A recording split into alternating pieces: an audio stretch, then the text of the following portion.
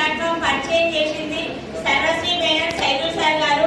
వీళ్ళిద్దరికి నేను జీవితాంతం రుణపడి ఉంటాను. అలాగే నా top upliner Srinu sir, Pandu sir, Venkat sir, MS sir, గురువు గారికి నా ధన్యవాదాలు. నేను ఈ ప్లాట్ఫామ్ పరిచయం కాకముందు ఒక స్కూల్లో ప్రీ ప్రైమరీ స్కూల్ టీచర్. 10 సంవత్సరాలు ఒకే స్కూల్లో జర్నీ. 5,000 నుంచి నా జర్నీ స్టార్ట్ అయ్యింది. సంవత్సరానికి ఒక 500 పెంచింది. 500 చూసుకుంటా హ్యాపీగా వర్క్ చేసుకునేదాన్ని నేను. అట్లా 5,000 మధ్యలో ఒక 1 ఇయర్ నేను ఒక రోజు ఇంటికాడ ఉంటే, నేను స్కూల్ బంద్ చేస్తున్నా అని ఇంటి దగ్గర ఉంటే జీతం సరిపోతలేదని ఎక్స్ట్రా అడిగితే సరే ఏం చెప్పలేదు. ఇంటి దగ్గర డుమ్మా కొడితే 1,000 రూపాయలు పెంచింది. 1,000 రూపాయలు పెంచితే 8,000 అయింది. 8 సంవత్సరాలకు కరోనాతో కలుపుకుంటే 10 సంవత్సరాలు, 2 సంవత్సరాలు జీతం లేదు కాబట్టి 8 సంవత్సరాల జర్నీకి 8,000. ఇక్కడ నేను వచ్చి వెస్టిజ్ ప్లాట్ఫామ్కి వచ్చి 2 సంవత్సరాలు.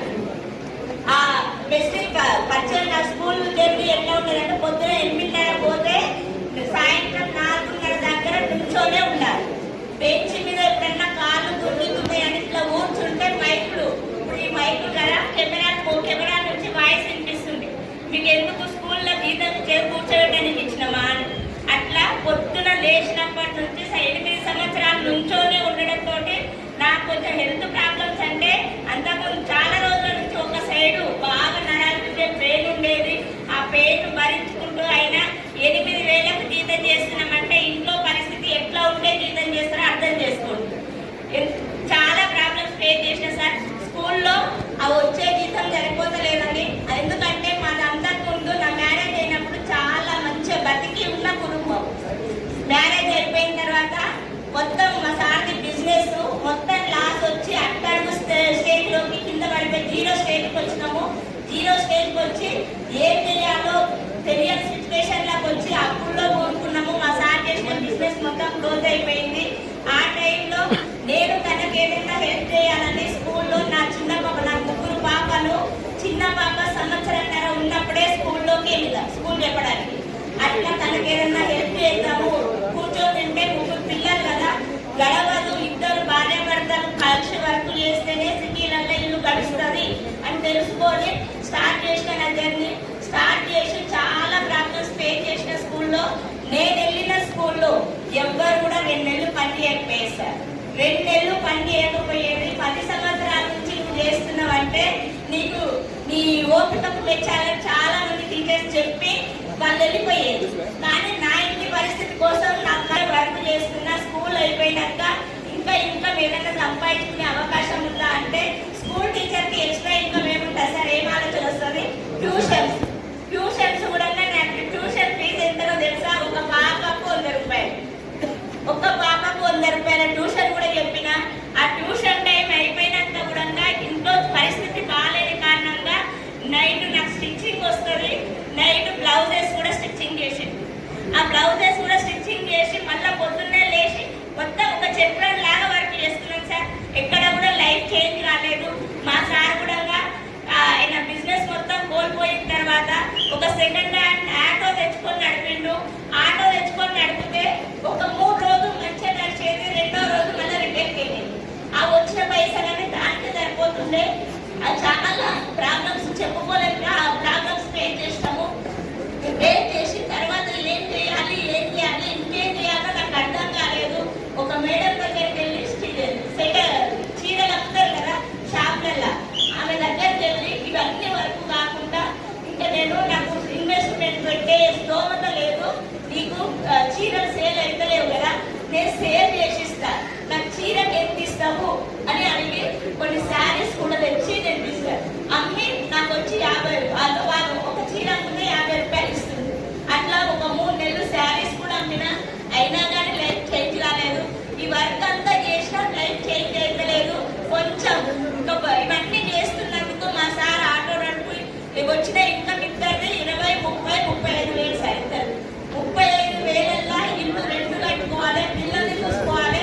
తర్వాత అప్పుల స్టేజ్ల కింద పడిపోయిన వాళ్ళు అప్పులో ఇంటి చుట్టూ తిరుగుతారా వీళ్ళందరినీ మెయింటైన్ చేసుకుంటూ చూసుకుంటుంటే కొంచెం ఇక ఉన్నదానికంటే కొంచెం బెటర్గా అవుతుంది అనుకునే టైంలో లాక్డౌన్ వచ్చింది.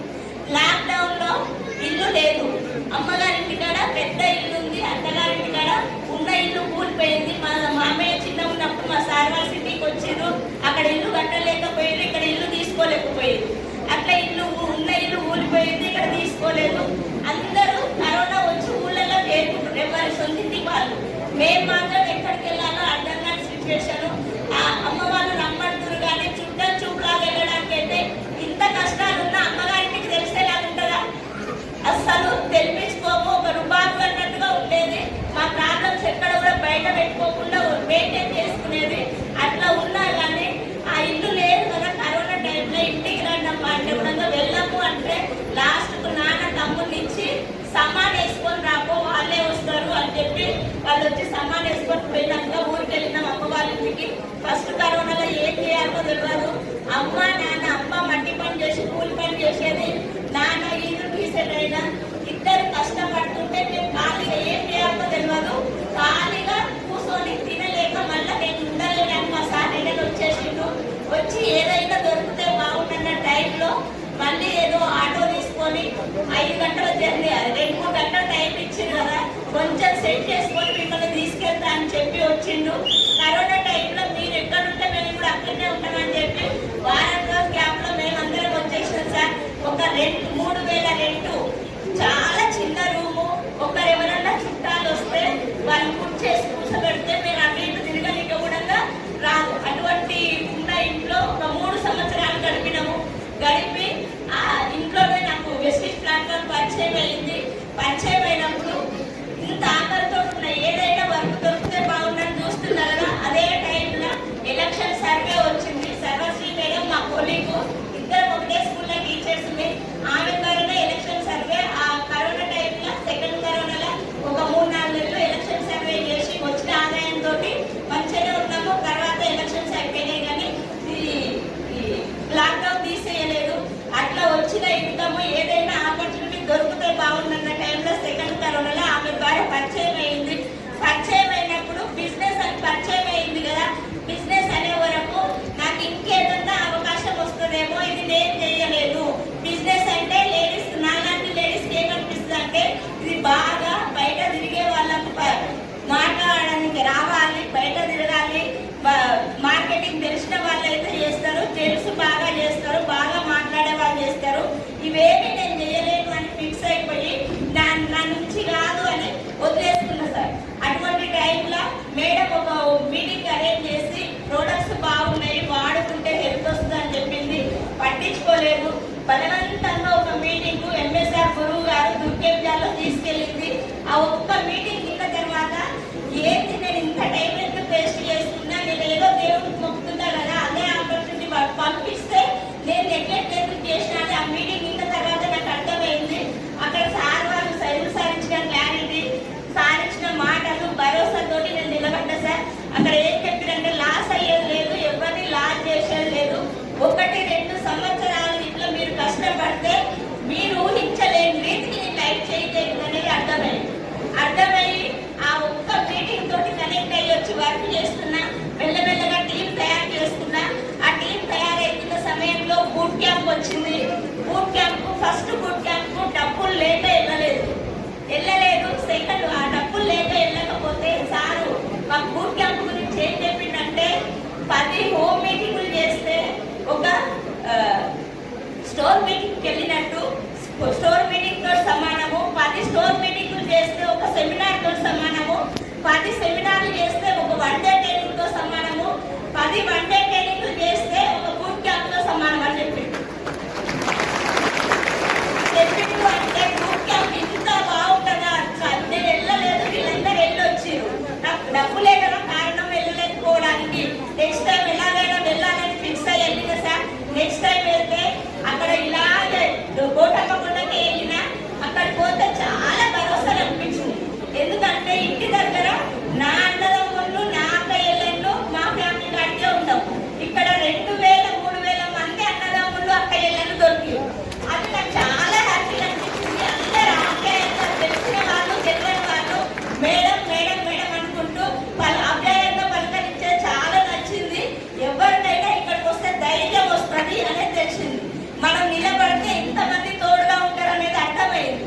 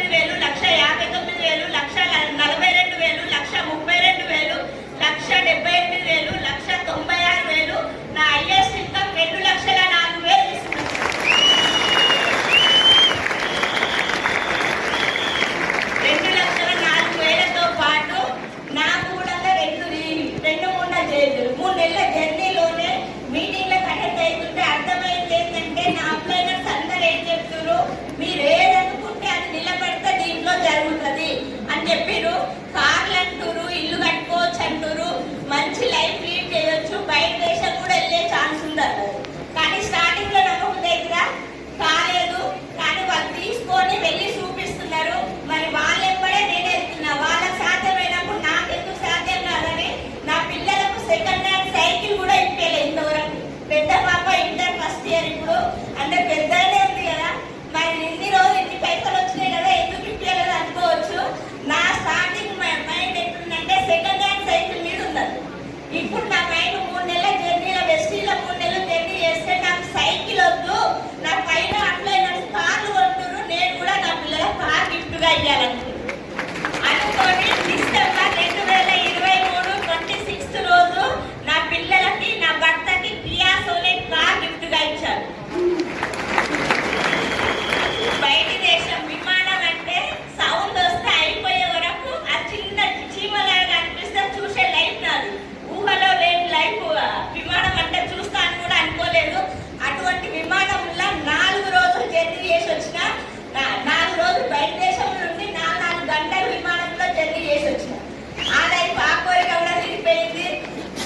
బయట దేశం వెళ్ళి మేము ఏం చేసినామంటే సినిమాలల్లా మనకు సముద్రం కింద కలర్ కలర్ చేపలు సినిమాలలో కనిపిస్తాయి కదా సార్, ఆ చేపలను చూస్తే నిజంగా ఇది ఏందో సెట్టింగ్ అనుకుంటాం. కానీ ఇటువంటి ఫ్లోర్లు 3 ఫ్లోర్లు సముద్రం కింద వెళ్ళి చిన్న చిన్న కలర్ కలర్ చేపలకు బ్రెడ్ ముక్కలు వేసి వచ్చినాడు.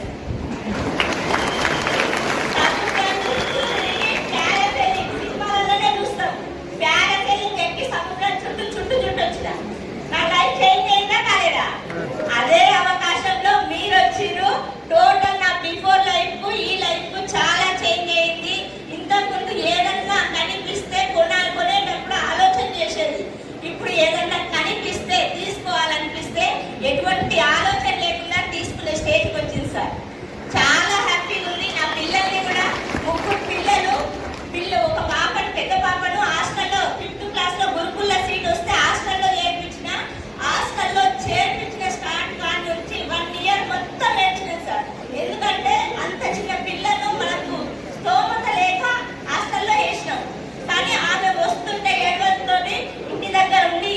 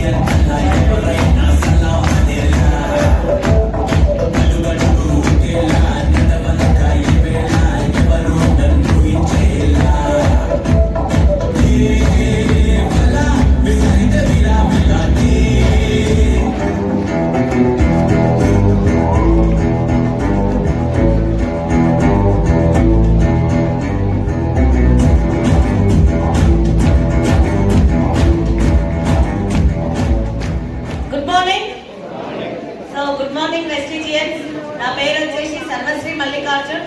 నేను కూడా హైదరాబాద్ అంబర్పేట నుంచి వచ్చిన.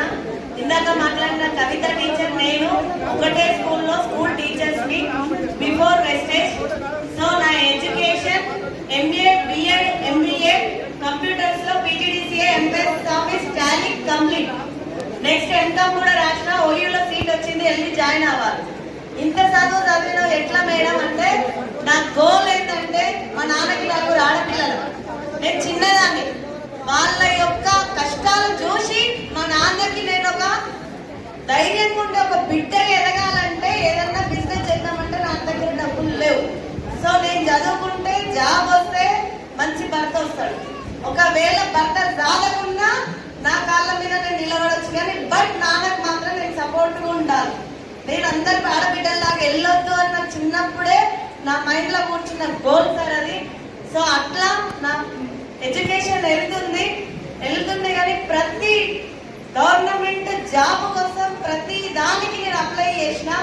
అన్నీ నా కళ్ళ దగ్గర దాకొచ్చి నాకు రాలేదు, కానీ చాలా సఫర్ అయినా. 18 గంటలు చదివిన, తిండి తికాన లేక 5 గవర్నమెంట్ జాబ్స్ దేవుడు కరుణించలేదు. బాధపడ్డా, ఏడ్చినా,